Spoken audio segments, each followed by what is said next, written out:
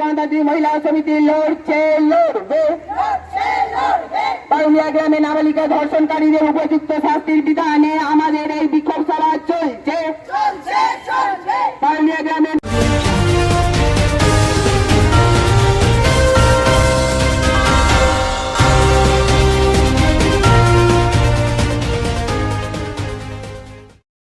দুর্গাপুরের গণধর্ষণের ঘটনা, দোষীদের দৃষ্টান্তমূলক শাস্তির দাবিতে রাস্তায় নামলেন মহিলারা। বৃহস্পতিবার সারা ভারত গণতান্ত্রিক মহিলা সমিতির পক্ষ থেকে দুর্গাপুর থানার সামনে বিক্ষোভ প্রদর্শন করা হয়।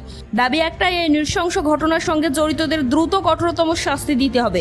বিক্ষোভের পর সংগঠনের প্রতিনিধিরা দুর্গাপুর থানায় একটি ডেপুটেশনও জমা দেন। সংগঠনের তরফে জানানো হয়, এই ঘটনায় ইতিমধ্যে 4 জন অভিযুক্তকে গ্রেপ্তার করেছে পুলিশ। কিন্তু শুধু গ্রেপ্তারই যথেষ্ট নয়, সংগঠনের দাবি দ্রুত তদন্ত শেষ করে অভিযুক্তদের বিরুদ্ধে কঠোর আইনি ব্যবস্থা গ্রহণ করে এবং দৃষ্টান্তমূলক শাস্তি নিশ্চিত করতে হবে।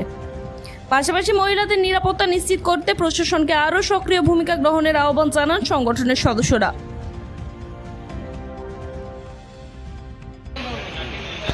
পারুলিয়াতে যে ঘটনা ঘটেছে, একটি মেয়ের প্রতি যে অন্যায় হয়েছে, সেই অন্যায়ের প্রতিবাদে আজকে আমরা পুলিশের কাছে ডেপুটেশন দিয়েছি। উনি বলেছেন যে আপনারা যে কথাগুলো বলেছেন নিশ্চয়ই সেগুলো তো আমরা করবই।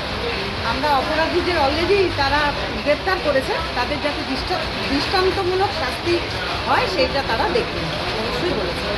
সারা ভারত গণতান্ত্রিক মহিলা সমিতি উনি হচ্ছে খাটগড়িয়ার বাসিন্দা। দিদির বাড়িতে এসেছিল, দিদির বাড়িতে। ঘটনাটা ঘটেছিল কত? 30 তারিখ।